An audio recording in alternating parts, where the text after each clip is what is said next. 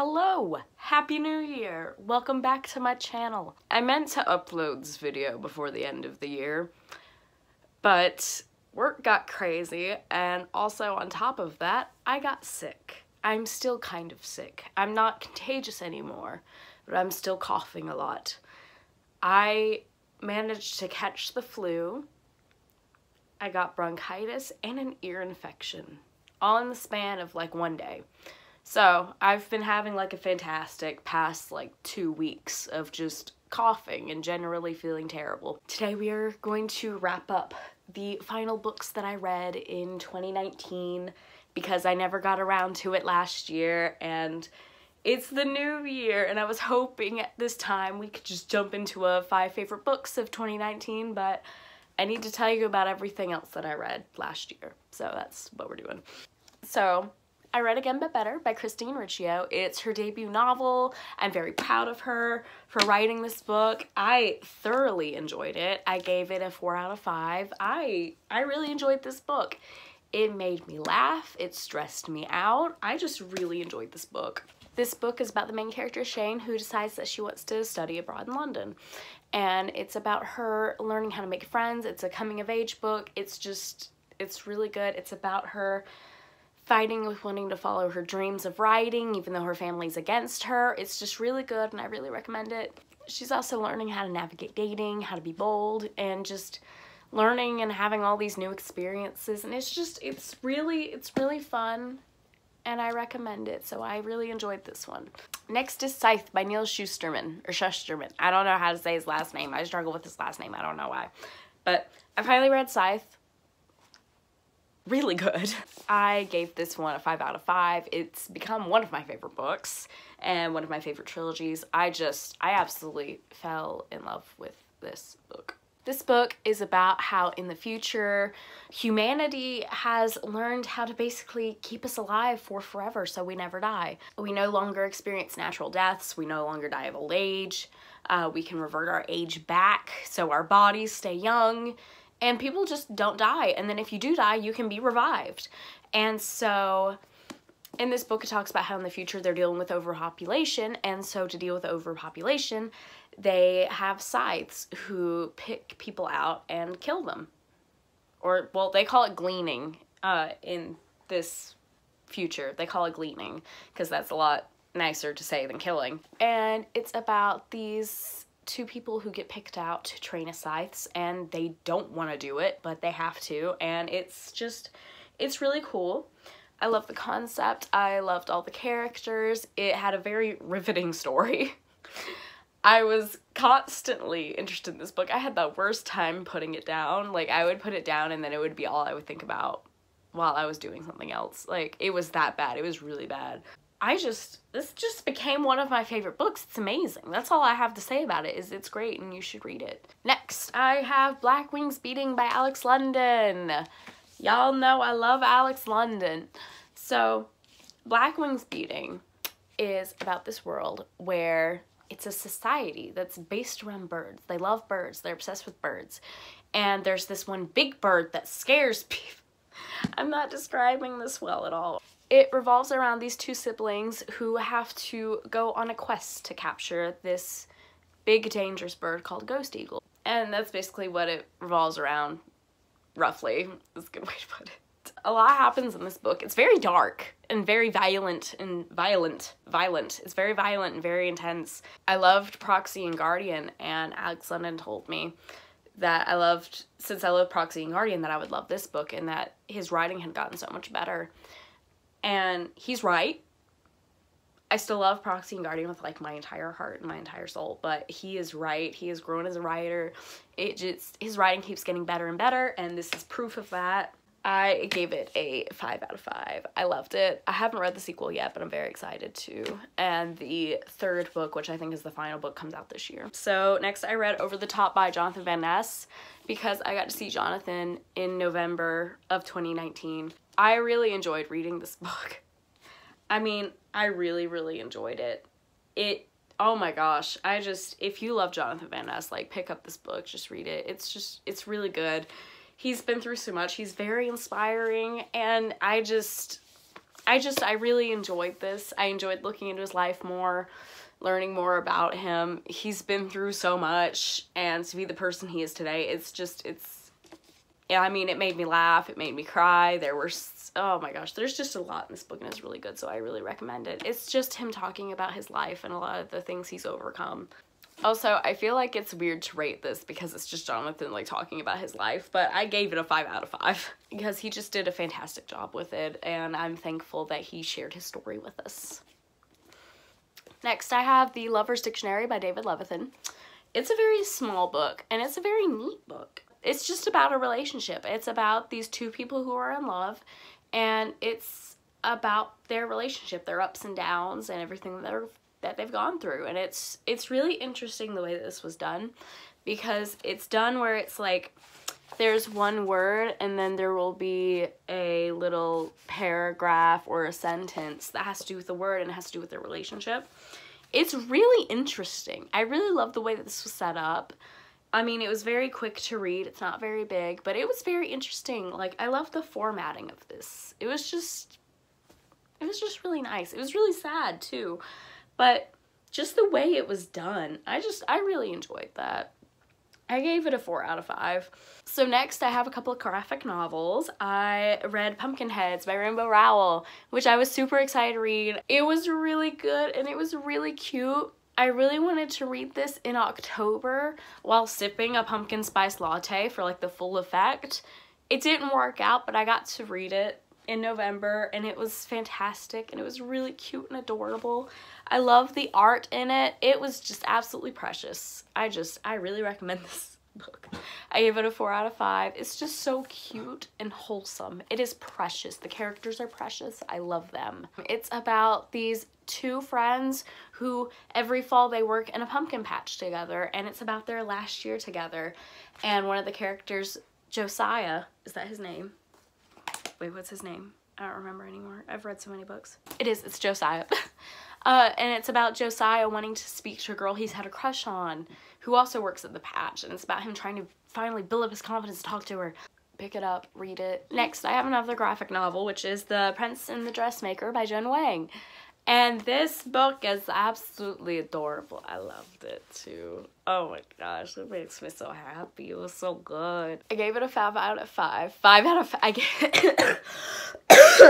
gave it a 5 out of 5. I love the story. I love the art style. It was just super well done and beautiful and cute.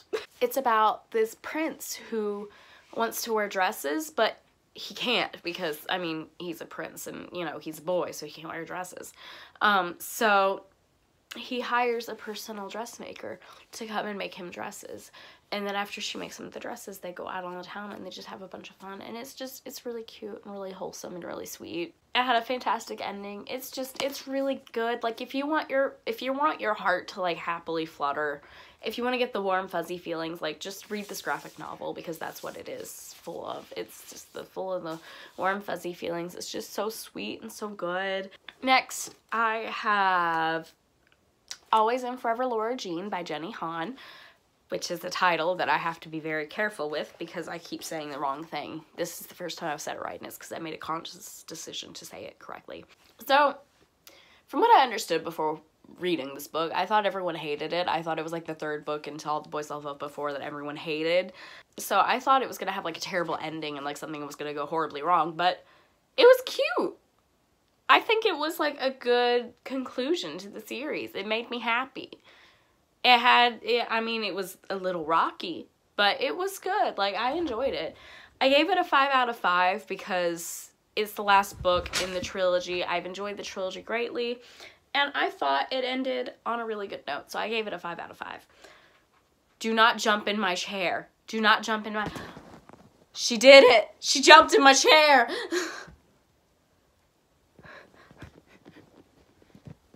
Where are you gonna lay? What are you doing? Do not knock over my tea, please. We are not spilling the tea today. Where are you going? What are you going? Where are you going? What are you doing? I can't film until you move because you keep moving my phone. Wait, stop, Carter. Stop, calm. No. You're gonna knock over my tea and everything's gonna go wrong. There are books everywhere. If you knock over my tea, it's gonna make a huge mess. I am so sorry. There's a lot happening in my life right now. Anyways. This is what my life is like. So anyways, I don't remember the last thing I said, but I thought this was like a really good conclusion to the series, so I gave it a 5 out of 5 because I've enjoyed To All the Boys I've Loved Before. I think it's very cute, and I'm very excited for P.S. I Still Love You, which comes out in like a month or 2 months. I don't know. It comes out in February. It's January right now. I'm just very excited. Next, I have a book. I don't know how I feel about it entirely. It's Dry by Neil Shusterman and Jared Shusterman.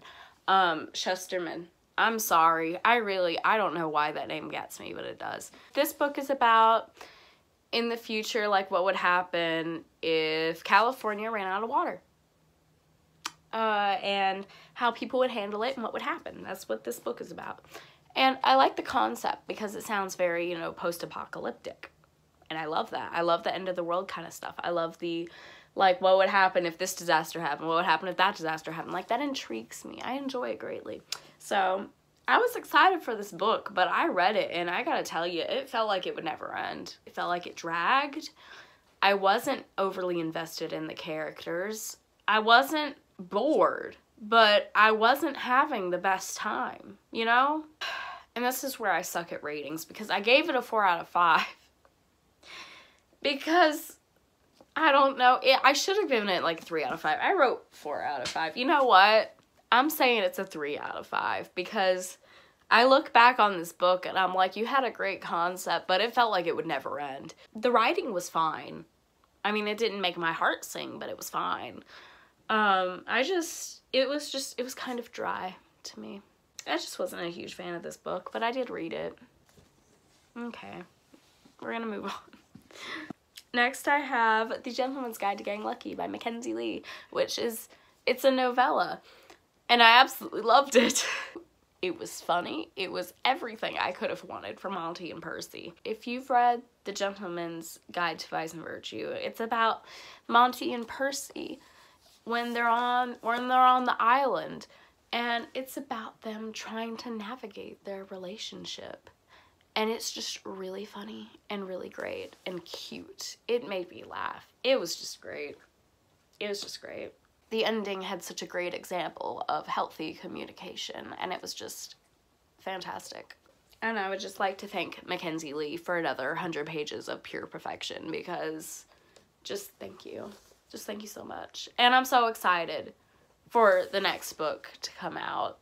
What was it? The Nobleman's Guide, about their younger brother Adrian. I'm very excited.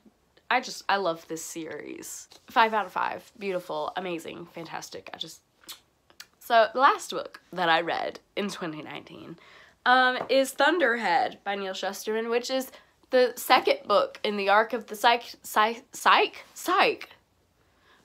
Arc of the Scythe trilogy. I enjoyed it. I really like Grayson. I enjoyed it. I gave it a 4 out of 5. But I'm enjoying this so much. I love the series so much. It's just great. I don't want to give any spoilers away as to what the second book is about, but after you read Scythe, read this. That's what I'm saying. After you read Scythe, read this, and then read The Toll. I'm in the middle of The Toll right now, like literally like right in the middle of The Toll, so I am reading it right now. So I'm not going to give any spoilers away in case you haven't read Scythe, but I'm just going to say second book, good, really good. Really good. Really enjoying the third too. So yeah, those are the books that I read in 2019, and this is my first book of 2020. I read a total of, I don't remember, I think 43 books. I think I read 43. No, wait, how many did I read? Wait, no, okay. My goal was to read 30. I think I read 34. My goal this year in 2020 is to read 40 books, which I know that's a small goal compared to a lot of other booktubers. I know a bunch of other booktubers that have a goal of like 100 or something like that. So I know 40 is like a small goal, but I am a very busy person. I don't have that much time to read. So 40 books I think is a good goal for me, because it's something that like I haven't read 40 books in a year in like a really long time. So that's like a good goal for me, because it's like I didn't hit 40 last year, but I can strive to hit 40 this year. And also if I don't hit it, that's okay. It's a goal, but if I don't hit it, it's okay, because, you know, you're reading for fun. And I just hate it when people stress themselves out over reading goals. Like, you read for fun, but then it's like, oh, I want to read this many books this year. And then they push themselves to read that many books, and then they're just not having fun because they're burning themselves out. That's a talk for another time. I need to like stop talking because this video is long enough. You should let me know in the description how many books you're planning to read this year in 2020. And you should also let me know if you've read any of these books that I talked about today, or what you're most excited to read about in 2020. Because I know for me, after I read The Toll, I actually have an amazing friend who gave me an advanced reader's copy of Infinity Son. So after I read The Toll, I'm reading that. Like, I'm getting straight into that. I am so excited to read Infinity Son. That is like my most anticipated book this year. I'm excited for that and Burn Our Bodies Down by Rory Power. But Infinity Son, oh my gosh, like, I love Adam Silvera. Y'all know this. I'm just very excited about that book. So let me know what you're excited to read, what you are reading, and, you know, the usual. I'm gonna get going, but thank you for watching this video. I hope you had fun. I hope you have a good 2020. Fingers crossed, I will see you next week for another video. I'm not making any promises because I don't know. If you don't see me, it's because I died. No, I'm not gonna die. I'm being dramatic. I'm sorry. Okay. Yeah, I'll hopefully see you next week. Thank you for watching my videos. I really appreciate it. All right. I'll see you next time. Okay. Bye. So, a tea bag dropped on the floor, and this beautifully signed book. This is the aftermath of filming this video. This beautifully signed book. This has happened to it. It's a tea stain, and it's kind of really bad. Yeah. Look at that. Big, strong tea stain. So that is the aftermath of filming a video. I made a big oopsie. And of course my big oopsie was with a signed book. Oh well, at least it adds character.